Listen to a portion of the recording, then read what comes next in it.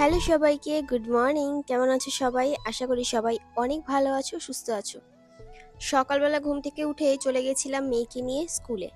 তো যথারীতি স্কুলে যেতে আসতেও তো বেশ খানিকটা সময় লাগে। স্কুলে দিয়ে এসে তারপরে আসলাম। যখন স্কুলের মানে গেটে প্রবেশ করে না, তখন দাঁড়িয়ে থাকি যতক্ষণ না ক্লাসরুমের মধ্যে ঢুকছে। ওর অ্যাকচুয়ালি দোতলায় ক্লাস হয় ওদের। তো দাঁড়িয়ে থাকি যতক্ষণ সিঁড়ির গেটের কাছে যাবে, তারপরে মানে ভেতরে আর একটা গেট আছে, সিঁড়ি আর কি, সেখানে যতক্ষণ যায় ততক্ষণ আমি দাঁড়িয়ে থাকি। প্রত্যেকটা বাচ্চা যখন যায় না, মা, প্রত্যেকটা না মানে বেশ কিছু বাচ্চা টাটা করে, আমিও দাঁড়িয়ে থাকি, কোনোদিনও হয়তো আমার দিকে তাকিয়ে আমাকে একটু টাটা দেবে। এত তাড়া থাকে, সে নাকি তাড়াতাড়ি না গেলে ফার্স্ট বেঞ্চে বসতে পারবে না, সে নাকি আন্টির সাথে কথা বলতে পারবে না, এই সব আর কি। মানে আগে গেলে তো আগে বসতে পারবে, ওই জন্য তাড়াতাড়ি করে দৌড়ে মানে তাড়াতাড়ি করে চলে যায়। ব্যাস, আমি যদি বলি বাবা তুই তো পেছন দিকে তাকাসি না, মা দাঁড়িয়ে রয়েছে তোর জন্য বা তোকে দেখছে, উজ্জ্বল বলে কি না না না তাকানোই ভালো, নিজের মতো নিজের ক্লাসে ঢুকে যাক, এটাই ভালো, সব থেকে ভালো এটা। তো আমি বলি হ্যাঁ সেটাও তো ঠিক, অবশ্যই নিজের মতো চলে যাক, পেছন দিকে এদিক ওদিক না তাকিয়ে। তো যাই হোক, এদিকে দেখো বাসনগুলো মেজে নিলাম, মেজে তাড়াহুড়ো করে সমস্ত বাসন জায়গা মতো গুছিয়ে রাখলাম। আজকে রান্নাঘরটা ভাবছি একটু গোছাবো, কারণ অনেকদিন ধরে ভাবছি আজ করব কাল করব, অর্ধেকটা করে রেখে দিয়েছি, অর্ধেকটা গোছানো বাকি রয়েছে। মানে আমার থালা বাসন প্লেট এইগুলো যে জায়গাটা রাখি ওই জায়গাটা পরিষ্কার করা হয়নি, বাদবাকি সব পরিষ্কার করা হয়েছে। তো দেখি আজকে কতদূর কি করতে পারি। সবার প্রথমেই তো ওভেনটা মুছে নিলাম ভালো করে। হ্যাঁ, দেখতে মনে হয় ভিডিওতে অনেক তাড়াতাড়ি কাজগুলো করছি, কিন্তু এতটা তাড়াতাড়িও কাজগুলো করা সম্ভব নয়। আর মাঝখানে একদিন ছুটি নিয়েছিলাম, তো যেহেতু উজ্জ্বলের শরীর খারাপ ছিল, তোমাদের অনেককেই বলেছি। এই ভিডিওটা ওই যেদিন ছুটি নিয়েছিলাম সেদিন শ্যুট করেছিলাম, তো সেদিন আমি আর ভিডিও পোস্ট করিনি ইচ্ছা করি, যেহেতু উজ্জ্বলের শরীরটা ভালো ছিল না ওই যেই কারণে। তো এখন ভালো আছে বলবো না, ওরকমই আছে, মানে যেমন বলেছিলাম সেরকমই আছে আর কি, প্রবলেম হচ্ছে। তো দেখি নতুন কিছু একটা ভেবেছি, তো অবশ্যই সেটা তোমাদের জানাবো। আজকে এখন আর বলছি না, পরে যখন আবার ফেস টু ফেস ভিডিও করে তোমাদের সাথে ক্যামেরার সামনে অন করে মানে ক্যামেরা অন করে কথা বলবো, তখন আবার হয়তো জানাবো তোমাদের। তো এইটুকুনি বলবো, ভগবানকে একটু ডেকো আমার হয়ে। আমি তো ভগবানকে সবসময় ডাকি, হয়তো আমার একার ডাক ভগবানের কান অব্দি পৌঁছায় না। তো একটু তোমরা আমার হয়ে ডেকো, যেন মানুষটা একটু ভালোভাবে থাকতে পারে, অন্তত এই ব্যথা যন্ত্রণাগুলো ছাড়া অন্তত একটু বাঁচতে পারে। তো যাই হোক, এগুলো বাদ দিই। আর কারণ এইসব কথা বলতে গেলে আমার নিজের খারাপ লাগে, নিজের কষ্ট হয়, হয়তো আবার দেখবে কেঁদে ফেলছি। তো যেটা আমি চাই না। আগের দিন উজ্জ্বল আমাকে বকাবকি করছিল যে এসব করবে না, কাঁদবে না, তুমি কাঁদলে আমি ভেঙে পড়ি। স্বাভাবিক, কিন্তু কষ্টগুলো আর কোথায় লোকাই বলো, কত লোকাই, এটাই হচ্ছে ব্যাপার। রান্নাঘরের এই কোণাটা একটু মুছে নিলাম, মুছে বলতে ডিপ ক্লিন করে নিলাম। কৌটোগুলো একটু সার্ফ সাবান জল দিয়ে ভালো করে পরিষ্কার করে নিচ্ছি। ব্যাস, এই কোণাটা না ওই তেলের বোতল থেকে একটু একটু ছিটে ফোটা তেল পড়ে, তো ভাবছি তেলের কৌটোগুলোকে এবার থেকে অন্য দিকে রাখবো, মানে এই সামনেটায় রাখবো। আর এই যে এই কর্নারটায় শিল থাকে, তারপরে একটা ছোট্ট র্যাক মতো ছিল যার মধ্যে বাসন মাজার সাবান টাবান সব রাখতাম, র্যাকটাকে সরিয়ে দিলাম। আর এমনি পরিষ্কার রাখবো, মানে এই যে একটা কি বলে, ওই যে দেখলে যে প্লাস্টিক মতো, ওটাকে দিয়ে দিলাম কভার আর কি, কভারটাকে পেতে দিলাম, পেতে দিয়ে তারপরে ওই জায়গাটায় শিলটাকে ধুয়ে রাখবো, আর বাসন মাজার সাবানটাকে ধুয়ে রাখবো, আর একটা ছোট্ট গাছ মতো রেখে দেবো, ব্যাস। তেলের কৌটোগুলোকে ভালো করে মেজে নিলাম, মেজে নিয়ে একটা ট্রের ওপর রেখে দিলাম। তারপরে এই কোনাটা এই যে আমার কি বলে চপার থাকে, আর তারপরে যে যেটার মধ্যে আদা আদা ছেঁচি ওটা থাকে, তো ওই দুটোকে ওই কোনাটায় রেখে দিলাম। সাবানটা রেখে দিলাম, তলায় একটা ট্রে দিলাম।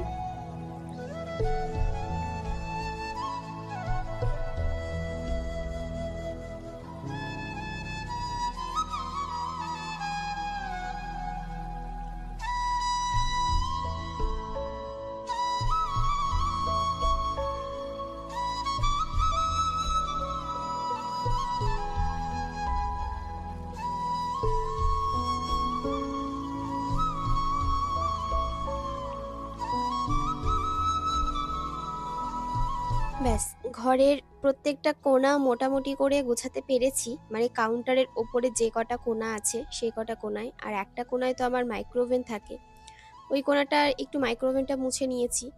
আর এই দিকটাতে শুধু এই জায়গাটায় আমার ওই কৌটোগুলো অ্যারেঞ্জ করা থাকে। আর বাদবাকি আর একটা যে কোণায়, মানে দরজা ঢুকতে একদম যে জায়গাটা, ওই জায়গাটা আমার বোতল থাকে। তো মোটামুটি গুছিয়ে নিয়েছি। তারপরে এই জায়গাটায় সমস্ত প্লেটগুলো যা যা ছিল আর কি সব কিছু বের করলাম। আসলে কি হয় বলো তো, আমরা সংসারে আমাদের কোনো কিছুর তো অভাব নেই। অভাব বলতে কি, মানে অভাব ওগুলো না, মানে আমরা যে যা হাতের কাছে পাই বিরিয়ানির কৌটো পর্যন্ত রেখে দিই, মানে ওগুলো আমাদের কাছে অভাব নেই। এটাই হচ্ছে কথা বলতে গেলে। প্লাস্টিকের ঝুড়ি টুড়ি এগুলো আমরা বেশিই কিনি গৃহিণীরা। তো এইসব জিনিসগুলো না আমরা এমন মানে তাড়াহুড়োতে রেখে ফেলি, প্রচণ্ড জায়গা খেয়ে নেয়। সেগুলোকে একটু মাঝে মাঝে গুছিয়ে না রাখলে হয় না। তো এখানে যে প্লেট, তারপরে যা যা জিনিসপত্রগুলো ছিল সেগুলো সব এক এক করে গুছিয়ে রাখলাম, তোমাদেরকে একটু দেখাচ্ছিলাম। এইগুলোই রিসেন্ট কিনেছিলাম, তাও বেশ কয়েকদিন হয়েছে, কয়েক মাস। ওই প্লেটগুলো, আর এর সাথে আমি ওই থালাগুলোও কিনেছিলাম। থালাগুলো তো ইউজ করার জন্য বের করা হয়ে গেছে, তো আরও কয়েকটা থালা বের মানে জোগাড় করে রেখে দিতে হবে কিনে, কারণ মানুষজন আসলে না তখন লাগে। প্লেট আছে, যে প্লেটগুলো আছে ওগুলো একটু ছোট সাইজে, আর একটু বড় হলে ভালো হয়। তো দেখি কি করি, আর একটু বড় প্লেট এনে রেখে দেবো। আর আমাদের এই ছোট্ট মানে এই যে হটপটটা, এটা লাস্ট ছিল, এটা সেট ছিল একটা, তো এটাই লাস্ট ছিল, এটা দিয়েছিল আমার মাসি। তো এটা যত্ন করে রেখে দিয়েছি। আর বাদবাকিগুলো আমার ইউজ হয়েছে, কিছু কিছু রয়েছে আবার এরকম আর কি, কিছু নষ্ট হয়ে গেছে, একটা মনে হয় নষ্ট হয়ে গেছে। আর কিছু কাপ প্লেট ছিল, একটা ওই নিচে যে কাপ প্লেটটা রাখলাম ওটা দিয়েছিল আমার অন্তরাদি। আর ওপরে যে শুধু কাপের সেটটা, ওটা আমি নিজে কিনেছিলাম। তারপরে এই সমস্ত ওই ট্রে বলো, এগুলো সব নিজের কেনা। আর তারপরে এই থালাটা কেউ একটা দিয়েছিল, আমার ঠিক মনে নেই, মানে আমার বাড়িরই, আমার যা মনে হয় কোন একটা কাজের জন্য দিয়েছিল কি করতে। তো আর এদিকে এই যে এই বাসনগুলো তোমরা অনেকেই জানতে চেয়েছো আমি এইগুলো কোথা থেকে কিনেছি। এইগুলো আমি কিনেছিলাম অনলাইন থেকে। যখন কিনেছিলাম তখন তোমাদের আমি বলেছিলাম যে এগুলো আমি কিনেছি। অনেকেই পার্সোনালি আমার কাছে এসে লিঙ্ক চেয়েছিলে, তো তখন আমি তাদেরকে লিঙ্ক দিয়েও ছিলাম। কিন্তু এখন হয়তো আমি দিতে পারবো না, কারণ এখন হয়তো লিঙ্ক আমার কাছে নেই। তো মোটামুটি ভালো। এর মধ্যে দুটো ইউজ করি, মাঝে মাঝে ইউজ করি, আবার বেশিরভাগ টাইমটা ইউজ করা হয় না, মানে রেখে দিয়েছি। এগুলো একটু তোলা তোলা করে রাখে না, সেইভাবে রাখার জন্য একটু তোলা তোলা করে রেখে দিয়েছি, যাতে ভবিষ্যতে আমার শখগুলো আর কি পূরণ হবে, ওই জন্য। তারপরে সার্ফে জল দিয়ে এই কাপড়টা একটু ভিজিয়ে নিয়ে আসলাম, এনে তারপরে ভালো করে এই ড্রয়ারগুলো বাইরেটা মুছে নিচ্ছি। দুটো নাট মানে ওই স্ক্রু খুলে না কোথায় যেন পড়ে গেছে, খুঁজে পাচ্ছি না। তো দাদা আবার এগুলোকে রাত্রেবেলা এসে ঠিক করে দিয়েছিল, যদিও নতুন স্ক্রু কিনে এনে। তো আমাকে বললো খুঁজে পেলে ওগুলো রেখে দিও, ওগুলো অনেক কাজে লাগে। তারপরে সমস্ত কাজ সেরে রান্নাঘরের সব কাজ কমপ্লিট করে এক কাপ চা নিলাম, ব্যাস। এটা হচ্ছে আমার নিজস্ব টাইম, এক কাপ চা খাবো।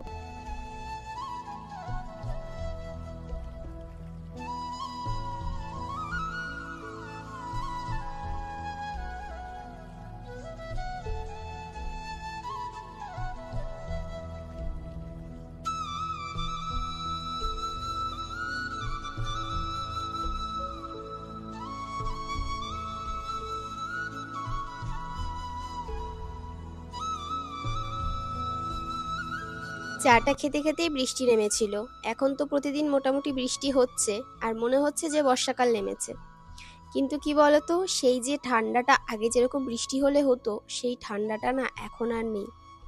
মানে যদি টানা একটা দিন দুটো দিন পুরো বৃষ্টি হয় সারাদিন, এখন কি বলতো, এই বৃষ্টি হচ্ছে, আবার 5 মিনিট পর রোদ উঠছে। আজকে কেন জানি না বৃষ্টিটা দেখে আমার এত ছাদে যেতে ইচ্ছা করছিল। উজ্জ্বলকে বললাম একটু ছাদে যাব, বলছি কি তোমার তো এমনিতেই ঠান্ডা লাগা রয়েছে, আবার ঠান্ডা লাগবে, ভেবেছিলাম একটু স্নান করবো বৃষ্টিতে ভিজে। তো যাই হোক, ছাতা নিয়ে অনেক সাহস করে ছাদে উঠলাম। আর উঠে তোমাদেরকে একটু দেখাচ্ছিলাম চারপাশটা, কারণ খুব সুন্দর ফুল ফুটেছে গাছে। এসে দেখলাম, আর এই বৃষ্টির সময় এসে ফুলের দিকে তাকালে না, ওদের আলাদাই একটা সৌন্দর্য। প্রত্যেকটা গাছের ফুল ফুটেছে। এই গাছটা তো বেঁকে গেছে হাওয়ায়, এতটা পরিমাণে হাওয়া দিয়েছে। আর আমাদের একটু বৃষ্টি হলে তো মাঠে মোটামুটি জল দাঁড়িয়ে যায়।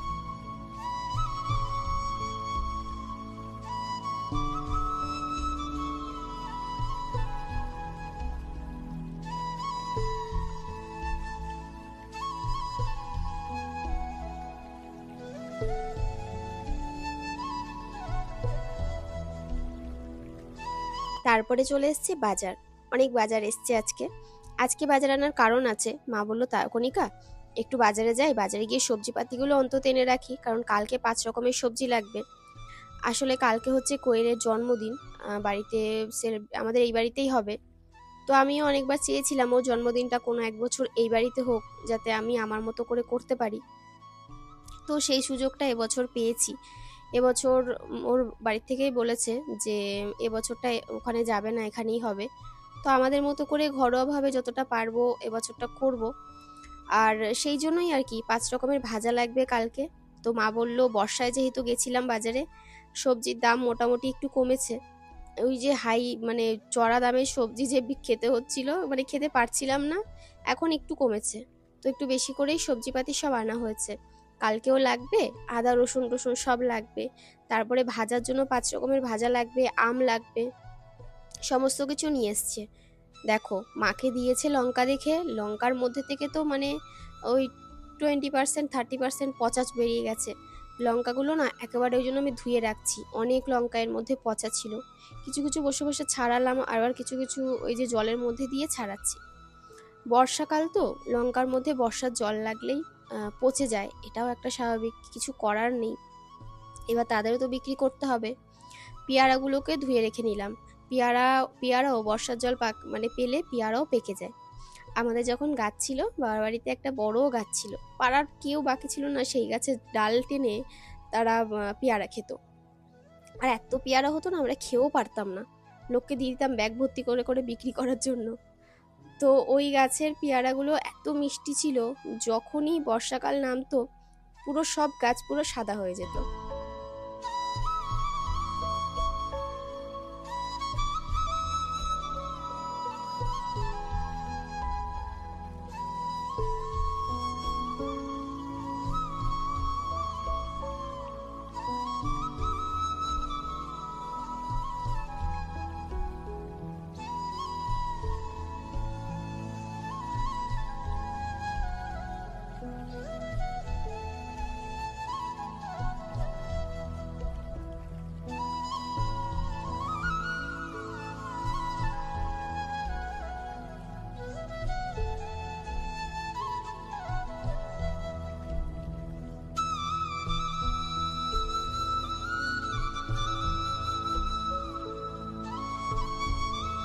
মাছটা একটু লাল লাল করে ভেজে নিলাম। লাল লাল করে না ভাজলে না এইসব তরকারি পাতি খেলে ভালো লাগে না। আবার মাছ ভাজতে বসিয়ে দিলাম। এদিকে শাকটা আমাকে মাই কেটে দিয়েছে। এর মধ্যে রয়েছে কাঁঠালের আটি, তারপরে ওই বীজ, আলু দিয়েছি একটা, আর হচ্ছে ওই শাক, কমলি শাক। শাকটাকে ভালো করে ধুয়ে নিচ্ছি জলের মধ্যে 3-4 বার করে। মা বললো যে আমি কাটার সময় ধুয়ে কেটেছি, তুমি তাও কেটে নাও। আমি যেহেতু নিচে বলতে কি মানে ওই কাপড় পেতে কেটেছে, তো বললো আরেকবার ধুয়ে নাও, 2-3 বার ধুয়ে নাও।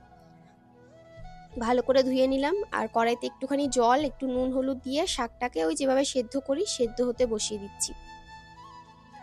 তো এদিকে শাকটা সেদ্ধ হোক, আর ওদিকে আমি মাছের ঝোলটা বসিয়ে দেব। আলু আর তার সাথে ওই যে কি বলে গাটি কচু কেটে রেখেছিলাম, সেটাকে ভেজে নিলাম। আলুটাকে আগে ভেজে তুলে নিয়েছি, আর গাটি কচুটাকে পরে ভাজলাম।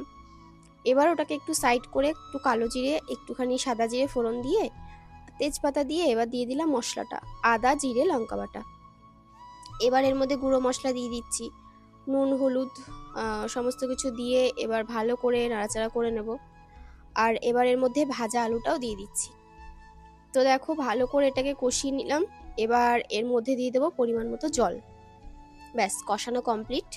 একটু পাতলা করে যে মাছের ঝোলটা হয় সেই রকমভাবে করব, তেল মশলা কম দিয়ে। আর লঙ্কার গুঁড়োটাও কিন্তু আজকে দিইনি। ঢাকা দিয়ে দিলাম, ফুটতে থাক। মাছটা একটু পরে অ্যাড করব। তারপরে এদিকে দেখো কড়াইয়ের মধ্যে তেল দিলাম, শাকটা সেদ্ধ হয়ে গেছে, নামিয়ে নিয়েছি। ফোড়নে দিলাম রসুন দিয়ে ভালো করে রসুনটাকে ভাজা ভাজা করে এর মধ্যে দিলাম 2-3টে লঙ্কা ছিঁড়ে দিয়েছি। আর 2-3টে নয়, মানে একটা কি দুটোর মতো ছিঁড়ে দিয়েছি, বাদ বাকিগুলো গোটা দিয়েছি। আমাদের না শাক টাক হলে বা ডাল হলে একটু শুকনো লঙ্কা ভাতের পাশে মেখে আমরা খাই, গোটা থাকলে যাতে ঝালটা বেরিয়ে না যায়, যেন গোটা দেওয়া হয়। তারপরে দিয়ে দিলাম বেশ খানিকটা চেরা লঙ্কা। এই চেরা লঙ্কায় ঝাল দেখলাম সেভাবে একটা নেই। তো যাই হোক, এদিকে দেখো রসুনটা লাল লাল করে ভাজা হয়ে গেছে। এবার আমি দিচ্ছি এর মধ্যে শাক। আমার না শাক এইভাবে রান্না করে খেতে ভীষণ ভালো লাগে। এই রান্নাটা আমাদের বাড়িতে এসে প্রথম আবিষ্কার করেছিল কৌশিক দাদা। কৌশিক দাদা কিন্তু ভীষণ সুন্দর রান্না করতে পারে। যখন ওই দোকান থেকে আসতো, মাঝে মাঝে রাত্রেবেলা কৌশিক দাদা রান্না করতো, মানে মা রান্না করতো। যদি বেশি, বললাম না যে অনেক অনেক সবজি আনতো তখন, তো পচে যাওয়ার ভয়ে ওই কোনো কিছু যদি দেখে যে হ্যাঁ এটা ভালো থাকবে না কালকে পর্যন্ত বা কিছু বা বেশি হয়ে যাচ্ছে, সেটা তখনই রান্না করে নিত। তো মাঝে মাঝে কৌশিক দাদাও রান্না করতো, বেশিরভাগ মানে কমই করেছিল, 2-3 বারই করেছে, কিন্তু এই শাকটা একবার করেছিল আর একবার একটা মাংস রান্না করেছিল, খুব সুন্দর টেস্ট হয়েছিল। তো এদিকে দেখো এই হচ্ছে মাছের ঝোলের ফাইনাল লুক। একটু পাতলা করে বেশ সুন্দর করে, আজকে মাছের ঝোলটা নাকি ভীষণ টেস্টি হয়েছিল, উজ্জ্বলও বলেছে যে মাছের ঝোলটা আজকে ভালো হয়েছিল। আর এদিকে হচ্ছে শাকটাও রান্না হয়ে গেছে, এবার শাকটাকেও নামিয়ে নিচ্ছি। বেশ মাখা মাখা হয়েছে, আলু টালু দিয়ে একদম। শাকটাও খেতে ভালো হয়েছিল। আর এইসব শাকের মধ্যে একটু রসুন না দিলে ভালো লাগে না, হয় থেতো করে দাও, নয়তো একটুখানি এভাবে কেটে দাও। তো চলো আজকে ব্লগটা এই পর্যন্তই রাখলাম। কেমন লাগলে অবশ্যই কমেন্ট করে জানিও। সবাই ভালো থেকো। দেখা হচ্ছে আবার তোমাদের সাথে আগামীকাল নতুন একটা ব্লগ নিয়ে। ততক্ষণের জন্য tata, bye bye, good night.